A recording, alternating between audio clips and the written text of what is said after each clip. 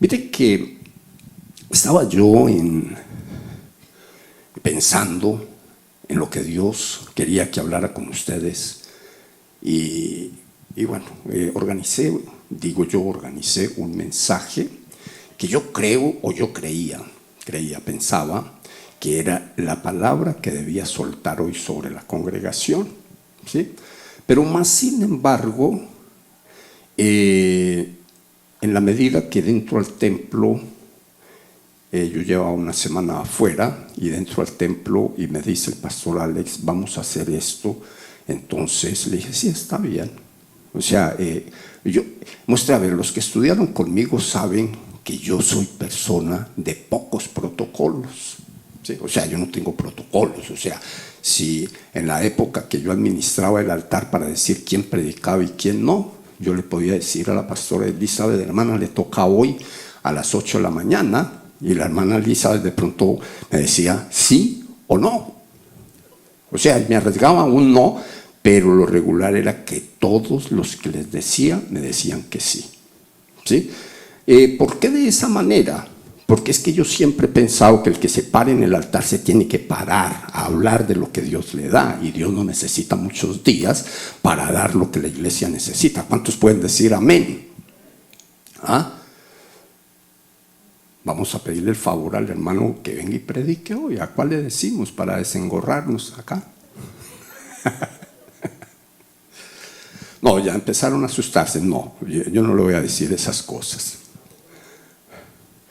Otra cosa que he entendido con el proceso del ministerio es que para uno pararse acá, pues tiene que estar viviendo como Dios dice en su palabra. Entonces, pues si a uno le dicen dentro de media hora tiene que hacerlo, pues uno tiene que estar bien equipado con los 7 fundamentos que hemos estudiado como 20 años. ¿Cuáles son los 7 fundamentos? Exactamente, ese es uno de ellos. La santidad, la consagración, el compromiso, la fidelidad a Dios, la lealtad a los hombres, la humildad y la estabilidad. A mí me gustaría que alguien me dijera cuál de esos 7 se podría quitar porque sobra.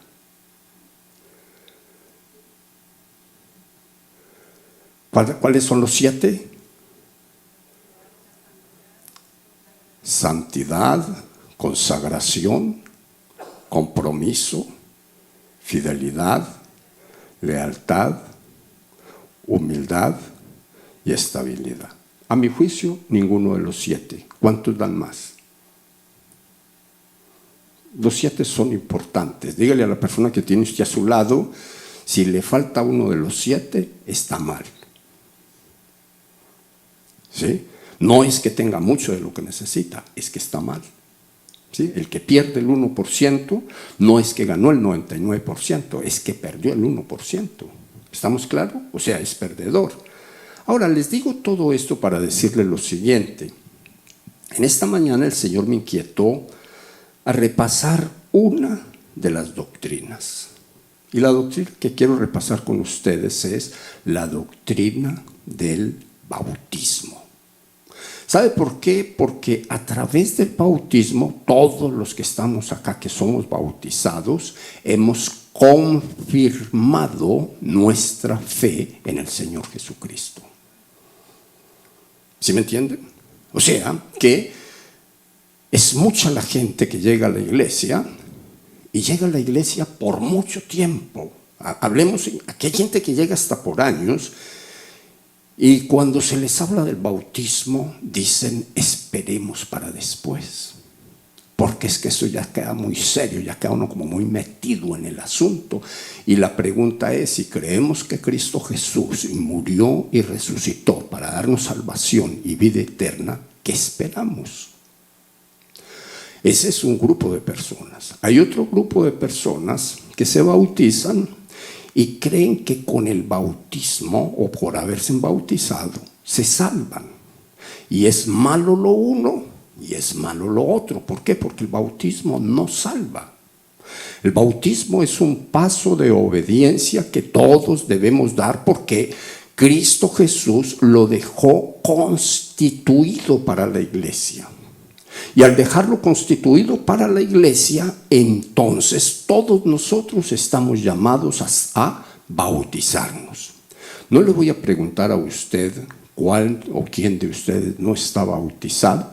Sé que hay varios hermanos que no están bautizados, pero lo que les quiero decir ahorita es que en esta semana que viene o la siguiente van a haber clases de bautismo y sería bueno que se arriesgue a esa bendición, ¿sí? Porque usted se bautiza y, bueno, se bautiza está mal dicho, ¿no? Usted viene para que lo bauticen y entonces usted pasa a ser parte del reino de Dios. Mientras que uno no esté bautizado, uno viene a la iglesia, uno está de acuerdo con las enseñanzas, está de acuerdo con la alabanza, está de acuerdo con todo, pero no ha confirmado su fe en el Señor Jesucristo. Como consecuencia, cuando llega la bendición para los hijos, uno no es visto. ¿Ustedes me entienden esa? Miren, hay una historia en las Sagradas Escrituras que se las voy a parafrasear. Yo sé que muchos de ustedes la conocen y los que no la encuentran por allá en el libro de Lucas, Marcos y Mateo, en los evangelios sinópticos. Y esa palabra dice que un día una mujer llegó con una necesidad terrible delante de Dios, delante de Jesucristo. Y la necesidad que ella tenía era que el maestro hiciera un milagro en la casa de ella. Porque tenía una hija que según ella estaba endemoniada, estaba con un problema demoníaco. Y entonces el Señor le dijo, pero mire que yo no vine para allá, yo vine para los hijos de la casa de Israel. Y el Señor le dijo, no es lícito coger el pan de los hijos y dárselo a las personas de afuera. Él utilizó unos términos muy fuertes que no los voy a utilizar ahorita, pero él dijo, no es lícito. Y la señora le dijo al Señor, pero sabe una cosa, que aún los perrillos comen de las migajas que caen de la comida que les sirven a los hijos. Aún los perrillos. O sea, ella se puso en una condición bien complicada. ¿Y sabe qué dijo el Señor Jesucristo? La verdad que no iba a hacer el milagro allá antes de empezar aquí. Pero por las palabras que has dicho, vete, porque tu hija ha sido libre en este momento. ¿Sí? Ahora, ¿qué quiere decir esto? Que el Señor hace como Él quiere.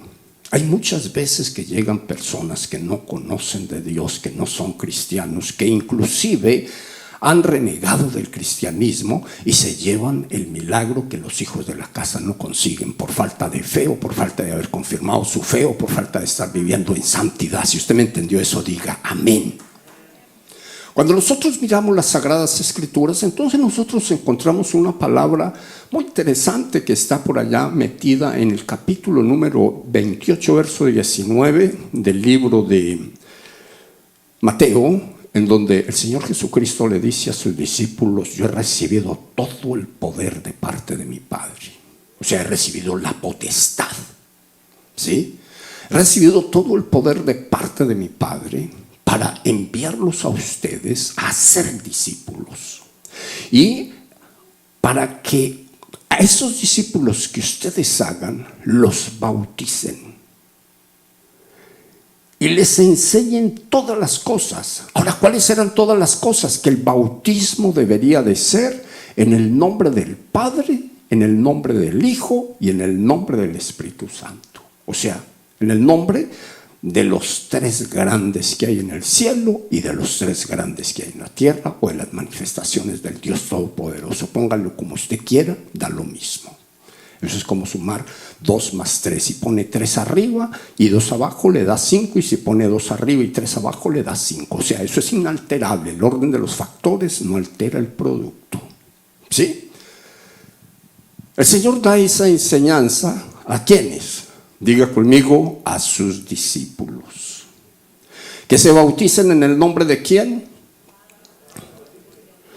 y del Espíritu Santo. Cuando uno se mueve con esa realidad al libro de los Corintios, a la carta que fue escrita a los Corintios en el capítulo número 11, entonces uno encuentra la razón de por qué debería uno de ser bautizado en el nombre de los tres, del Padre, del Hijo y del Espíritu Santo. Ahora, ¿cuál es la razón? Es sencilla la razón.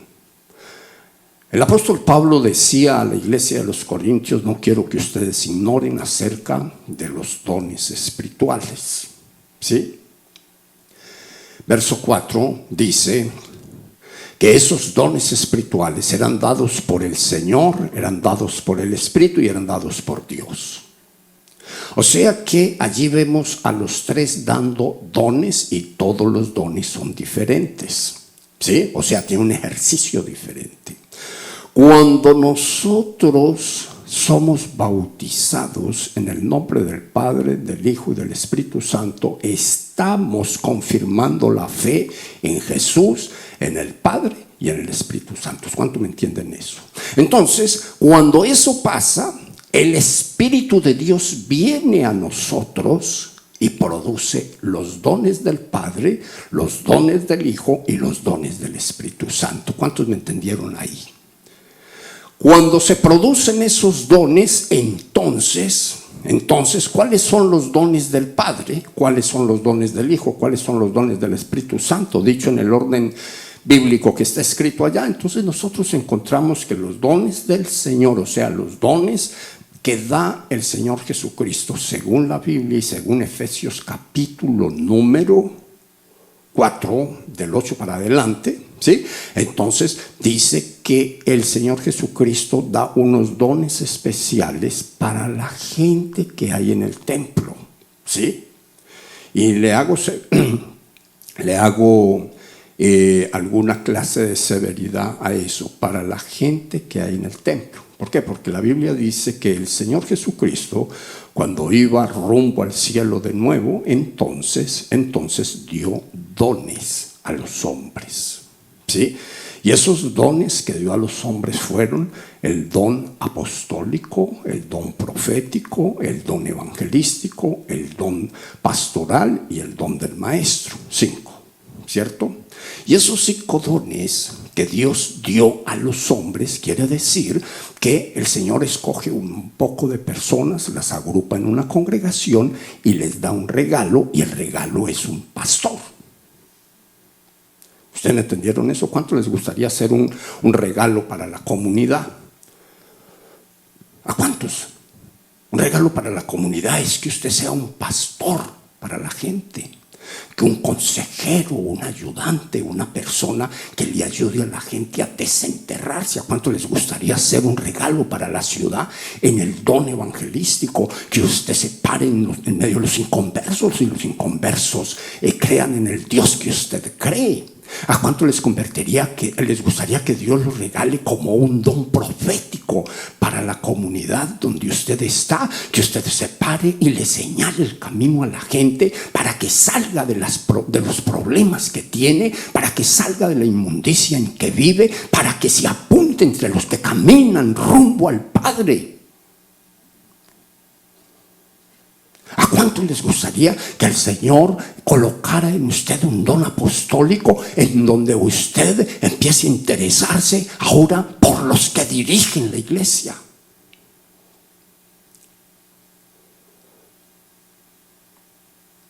Me falta uno.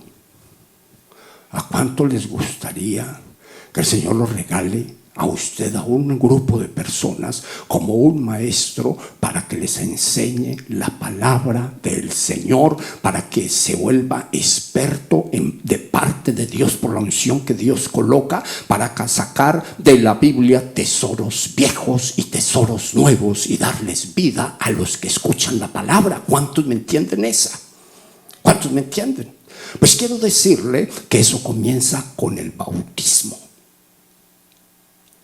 Porque con el bautismo viene la confirmación de la fe. Mire usted que la palabra de Dios enseña en el libro de los Hechos, capítulo 2, del verso 37 en adelante, que un día le preguntaron a Pedro, después de un discurso con los que se ganó 3,000 personas, después de ese discurso, le preguntaron a Pedro, bueno, ya pues listo, somos culpables, porque en el discurso él dijo, o en la predicación él dijo, ustedes crucificaron a Jesucristo y Jesucristo es el Mesías, y ustedes lo crucificaron. O sea, ustedes fueron los que dijeron, crucifíquenlo. Ustedes fueron los que lo entregaron en las manos de los romanos. Cuando ya eso pasa, que él predica eso, dice la Biblia, que ellos compungidos, que es más que confundidos, atemorizados y adoloridos, le dijeron, listo, ya lo hicimos. Entonces, ¿ahora qué sigue para nosotros? Y él les dijo, bautícense en el nombre del que han rechazado. Confirmen su fe en el nombre del que han rechazado. Confírmenla. ¿De qué manera? Bautícense en el nombre de Jesús. ¿Y por qué les diría eso? Porque ellos no creían en Jesús. Ellos creían en el poder espiritual. Ellos creían en el Espíritu de Dios. Ellos creían en el Padre, pero no creían en Jesús. Entonces Pedro les dijo, bautícense en el nombre del que no han podido creer. O sea, crean en Él, bautícense en el nombre de Él, y entonces después de eso va a venir sobre ustedes el poder del Espíritu Santo. Y va a venir sobre ustedes ¿cuándo? Cuando ustedes se bauticen. Mire usted, los dones del Hijo o los regalos del Hijo son esos. ¿Cuáles son? El apóstol, el profeta, el evangelista, el pastor y el maestro. Nunca se le olvide, esto es para los que se bautizan en el nombre de Jesús. ¿Sí? Y luego dice que hay otros dones que los da el Espíritu Santo. Y el Espíritu reparte como Él quiere, dice la Biblia. Y a uno les da espíritu de sabiduría, ¿cierto? A otros de ciencia, a otros de discernimiento de espíritus, a otros de profecía, a otros de hablar en otras lenguas, a otros de interpretar esas otras lenguas. O sea que el Espíritu Santo equipa a los dones del ministerio, o sea, equipa a los maestros, a los pastores, a los evangelistas, a los profetas y a los apóstoles. ¿Cuántos me entienden eso? Pero para recibir los del Espíritu Santo, usted se tiene que bautizar en el nombre del Espíritu Santo. Cristo Jesús dijo, bautícense en el nombre del Padre, del Hijo y del Espíritu Santo. ¿Sí? Si no se bautiza de esa manera, y se lo digo porque de pronto dentro de nosotros hay personas que han sido bautizadas por alguna forma de bautismo, que hay muchas, pero no hay muchas en la Biblia, pero hay muchas en el mundo, y entonces unos son bautizados y solamente creen en Jesús. Otros son bautizados y solo creen en el Espíritu Santo. Otros son bautizados y solamente creen en el Padre. Y otros son bautizados y no creen en nada. ¿Usted sabe quiénes son bautizados sin creer en nada? Cuando se lo bautizaron chiquito. ¿En qué creía usted cuando lo bautizaron? Los que fueron bautizados pequeños. En nada. No había conciencia. Y la Biblia dice que es para los que creen. El bautismo es para los que creen. Y los que crean serán o deberán ser bautizados en el nombre del Padre, del Hijo y del Espíritu Santo. ¿Sí? ¿Estamos claros? Ahora, ¿usted se acuerda cuáles son los dones del Hijo? Más o menos. ¿Cuáles son los dones del Espíritu Santo? Más o menos. Ahora, ¿cuáles son los dones del Padre? ¿Cuáles son los regalos del Padre? Porque el Padre también da regalos, y entonces el Padre da unos regalos espectaculares. Por ejemplo, da la capacidad para abrir el Mar Rojo. Eso es bárbaro. El Padre da la capacidad para abrir el Jordán. O sea, se sale de nota. El Padre da la capacidad de la innovación. ¿A quién le dio uno, a quién otro y a quién otro? El Padre da el poder de la creatividad. ¿A quién dio uno, a quién dio otro? Pues mire usted que usted sabe que Moisés, Dios lo usó para abrir el Mar Rojo, ¿cierto? El Padre da el poder de la multiplicación. O sea, son dones que toda la iglesia debe de anhelarlos, pero todo eso empieza en el bautismo. ¿Quién abrió el Jordán? Pues al menos hay dos que lo abrieron. O sea que se abrió para que el pueblo pasara en seco. Dice la Biblia que el sacerdocio es uno de ellos. ¿Cuántos sacerdotes sabemos acá? Si la Biblia dice que Cristo Jesús vino a constituir un pueblo de reyes y sacerdotes, usted es sacerdote. De pronto no sabía, pero usted es eso. De pronto no está en ejercicio, pero usted es un sacerdote. Porque Cristo Jesús vino a constituir un reino de reyes y sacerdotes. ¿Sí? Entonces usted es un sacerdote y es un rey, o es un sacerdote o un rey, pero usted no es cualquier cosa. O sea que lo que pasa es que todo esto comienza en el bautismo. ¿Quién abrió el mar? El Jordán también. Elías. Dice que lo tocó con el manto y el Jordán se abrió. ¿Quién abrió el Jordán? Dice la Biblia que Eliseo. Cuando venía de regreso ya sin Elías, con el manto que le cayó de Elías, o sea, con la unción que llegó del cielo, porque la unción se necesita aquí abajo, arriba no. Entonces él soltó el manto, lo tomó Eliseo y tocó las aguas del mismo Jordán, y entonces dijo: en el nombre del Dios, ¿de quién? De Elías. Y las aguas se abrieron. Lo que quiere decir que si todo lo que usted haga en el nombre de Jesús, después de su bautismo, en el nombre de Jesús, usted lo va a haber hecho porque usted trabaja en el nombre de alguien que está por sobre usted. ¿Cuántos me lo entienden? ¿Quién fue usado por el Padre para multiplicar? Eliseo. La Biblia dice que Eliseo multiplicó los panes para que los profetas que estaban con él, el grupo que estaba con él, comiese. Jesucristo, siendo Jesús, la Biblia dice que multiplicó panes y multiplicó peces. Ahora esos dones vienen del Padre. Es el Padre el que los entrega. Ahora, ¿quién se los entrega? Dígale a la persona que usted tiene a su lado, al que está bautizado. Pero a eso de que esté bautizado, dígale al que cree que eso es para él. Y a eso de que al que cree que eso es para él, dígale al que está vestido de santidad. Dígale otra cosa. El bautismo nos salva. El bautismo es la confirmación, la forma de confirmar en lo que yo creo. Creo en Jesucristo, creo en el Padre que lo envió y creo en el Espíritu Santo que vino a habitar en mí. Ese es el bautismo. Toda la iglesia necesita ser bautizada y necesita vivir de acuerdo a los fundamentos que la Biblia proporciona para que uno sea parte del reino y sea parte activa del reino, y como parte activa del reino, entonces sea la persona que siempre recibirá de parte de Dios lo que Él tiene para sus hijos. ¿Cuántos me entendieron hasta ahí? ¿Cuántos? Ahora,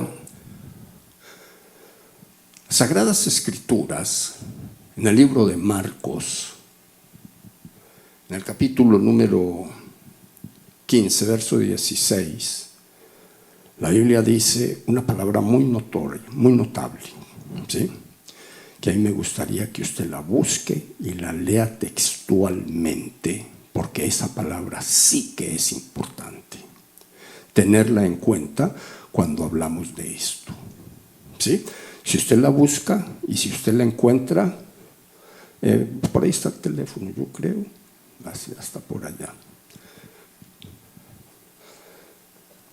Eso le pasa a todos los que cumplen de 60 para arriba, hermano. Sueltan las cosas y no se acuerdan dónde.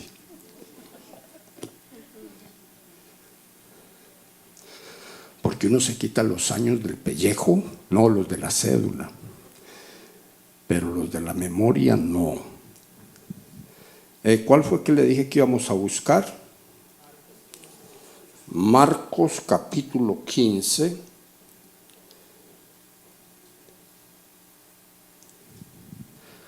Y mire usted que esta palabra es muy interesante.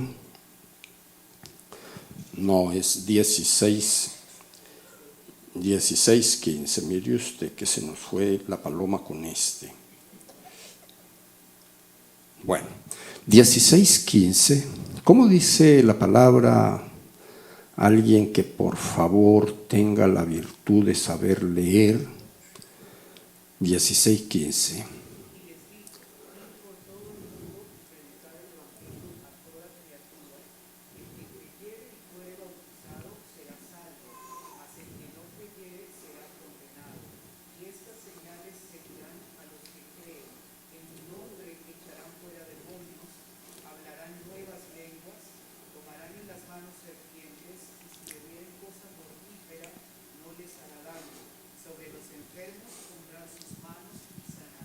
Amén.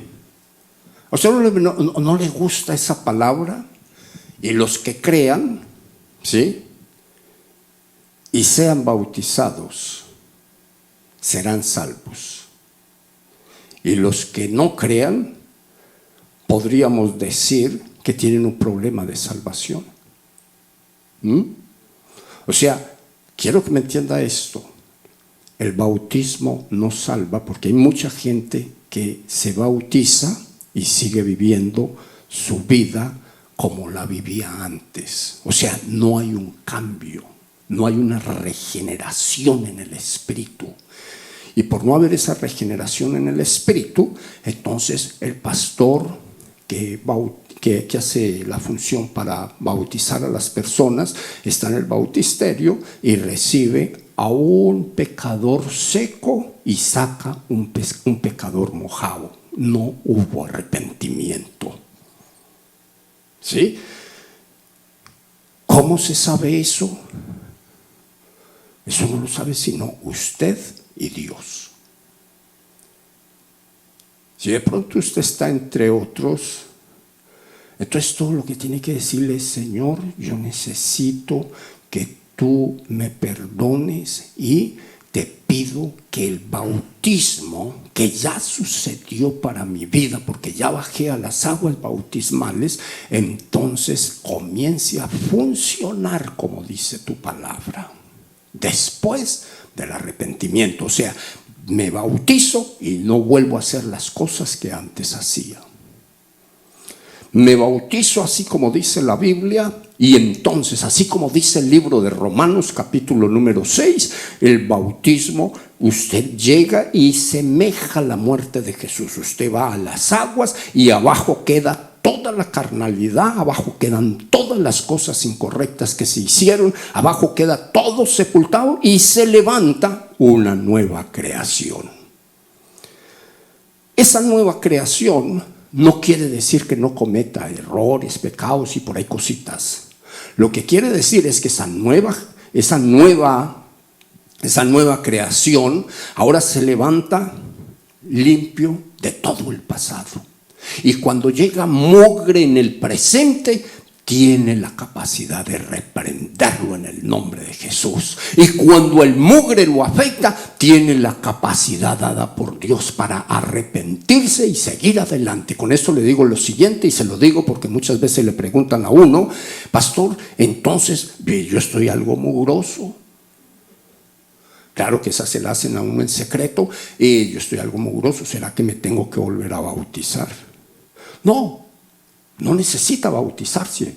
Lo que necesita es arrepentirse de eso que le está produciendo mugre. Los pensamientos, lo que usted ve, lo que usted escucha, lo que usted habla, lo que usted toca, a donde usted va. Que día escuchaba a un cristiano que me llamó mucho la atención, de hecho me hizo hasta reír. Y decía, o le preguntaban, no, le digo, ¿dónde estuvo anoche? Yo no, estuve en la discoteca, un cristiano, estuvo en la discoteca. ¿Y qué estaba haciendo en la discoteca? Venciendo una tentación. ¿Ah? Van a la discoteca a vencer una tentación.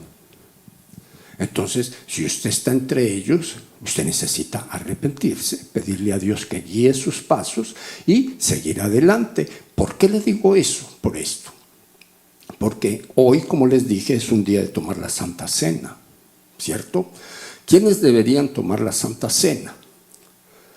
La Biblia dice que hay personas que la toman injustamente. Libro de Corintios, Primera de Corintios, capítulo 11, en donde están las reglas para ello. Hay otras personas que dicen, venga, pero si la cena representa el cuerpo de Cristo y Cristo vino para salvar los pecadores, ¿por qué no tomar la Santa Cena todo el mundo? Y uno se pone y dice, bueno, tiene como razón, es como medio hereje, pero tiene como razón. ¿Sí? Si Cristo Jesús vino a salvar al mundo, ¿por qué se priva al que es pecador de tomar la Santa Cena? Y entonces yo me puse a estudiar el asunto y yo encontré algo que me llamó poderosamente la atención en los evangelios. ¿Y sabe qué fue? Que Cristo Jesús, antes de ir a la cruz del Calvario, fue el que la instituyó de esa manera, de que la cena era reservada para las personas que habían creído. Era reservada para las personas que estaban bautizadas. ¿Por qué? Porque cuando llegó la hora de la Pascua, uno de los discípulos le preguntó, Señor, ¿y dónde vamos a comer la Pascua nosotros? Y él le dijo, vayan a la calle tal, ahí van a encontrar un lugar y en ese lugar ustedes van a tocar la puerta, ahí el dueño va a salir a abrir y ustedes les van a decir al dueño de ese lugar que ustedes van a preparar la cena para el Señor. Ahora, ellos fueron y hicieron la vuelta, tal cual como el Señor les dijo. Encontraron el lugar, a lo que hoy se llama el cenáculo, y entonces llegaron al cenáculo y entraron, organizaron todo, y cuando Cristo Jesús decidió ir para allá, él estaba rodeado de un mundo de gente. Pero ¿quiénes fueron con Cristo Jesús al cenáculo? Sus discípulos. ¿Quiénes querían ir al cenáculo con Jesús? Todos los que cupieran. ¿Cuántos cabrían en el cenáculo? Quizás algunos 100. La Biblia dice que allá cabían, el día que vino el advenimiento del Espíritu Santo, que es el mismo lugar, entonces la Biblia dice que habían como un grupo de 120 personas. Entonces pongámosle que cabrían como 120. Cristo Jesús llegó allá con sus discípulos y comió la cena con sus discípulos. No hubo personas que no hicieran parte de ese grupo. Ahora, ¿qué quiere decir eso para mí? Que cuando el apóstol Pablo dice, es bueno que nadie coma la cena del Señor de manera injusta. ¿Por qué? Porque hay muchas personas, dice el apóstol Pablo, que no están viviendo la vida como dice la Escritura, que no están en los estándares que la Biblia dice y comen la cena del Señor y lo que hacen es beber desgracia para sí. Mire usted qué delicado es. Y le digo eso para que cuando a usted se le presenten por ellos que dicen, no, la cena se la puede comer cualquiera. Pablo dijo, el que tenga hambre que coma en la casa. O sea, son palabras que no me las invento, están en la Biblia, usted las lee y en la Biblia las dice. Ahora con esto le quiero decir lo siguiente. Dígale a la persona que tiene a su lado, verdaderamente es importante bautizarme.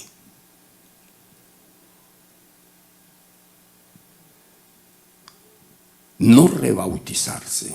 Si usted necesita rebautizarse, arrepiéntase, pídale a Dios que le ayude a vivir en acuerdo a los estándares que Dios dice en su palabra.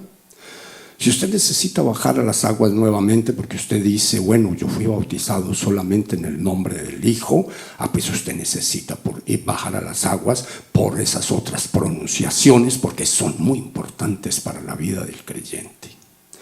Si usted se bautizó en el nombre del Hijo nada más, a usted le falta bautizarse. Si se bautizó en el nombre del Padre nada más, a usted le falta bautizarse. Si se bautizó en el nombre del Espíritu Santo nada más, a usted le falta bautizarse. Y si se bautizó y no sabía por qué se estaba bautizando, a usted le falta bautizarse. ¿Por qué? Porque el bautismo, según las Sagradas Escrituras, es para los que se arrepienten del pecado, para gente en pleno uso de razón. ¿Estamos claros? ¿Cuántos me entendieron eso? Levanten la mano los que no me entendieron. O sea, todos me entendieron. Yo le voy a invitar a usted que va a tomar la cena del Señor en esta mañana, que por favor se coloque en pie, porque usted es bautizado, porque usted está viviendo la vida en acuerdo a la palabra de Dios, porque usted está en completa seguridad de que puede beber la cena del Señor. ¿Sí? No, que eso es para modelos terminados. No. Aquí modelo terminado no hay nadie. Es para las personas que están viviendo la vida como dice el Señor. Si en su corazón hay alguna clase de resentimiento, de odio, de rencor, de amargura en contra de su hermano, entonces usted todo lo que necesita es decirle: Señor, necesito que te lleves ese mal espíritu de mi vida. Punto. No más. Usted le dice eso al Señor, el Señor se encarga del resto. El Señor se va a encargar del resto. Entonces todos los que podemos tomar la cena del Señor, vamos a colocarnos en pie, y allí donde usted está van a pasar y le van a entregar los elementos. Y lo que usted va a hacer es muy importante. Gracias, hermano. Lo que usted va a hacer es muy importante. Y es muy importante, ¿por qué? Porque Cristo Jesús lo dejó establecido, y el apóstol Pablo, inspirado por el Espíritu Santo, dejó la enseñanza de que esto se debería de hacer cada que se tenga la oportunidad. Recíbalo, y así como usted lo recibe, levante su mano al cielo y empiece a pedirle al Espíritu Santo que Él, que es el que lo tiene convocado en esta reunión, entonces Él empiece a bendecir su vida de una manera especial, gloriosa, sobrenatural.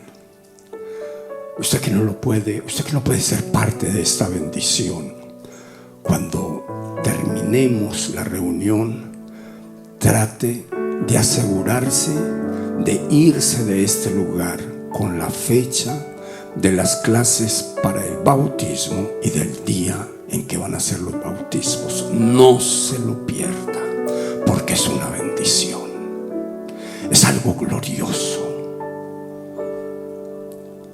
Esto es un deseo que todo creyente tiene que tener en el espíritu. La palabra de Dios es muy clara cuando habla de estas cosas. Yo les digo algo más. Es mucho más lo que se podría hablar acerca del bautismo, pero los que ya están bautizados ya les hablaron de ello, y los que no, en las clases para bautizarse, allá les van a hablar. El Señor está en este lugar.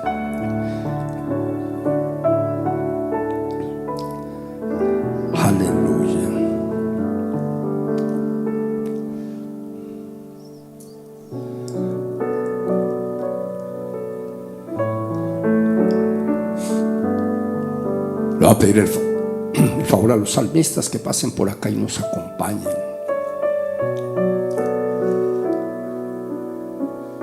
está aquí. El Señor va a derramar su santa gloria, porque nosotros en este momento nos encontramos en el cenáculo del Señor. Nos encontramos recordando lo que Cristo Jesús hizo a favor nuestro en la cruz del Calvario, lo que Él ganó para sus hijos, lo que Él ganó para la iglesia.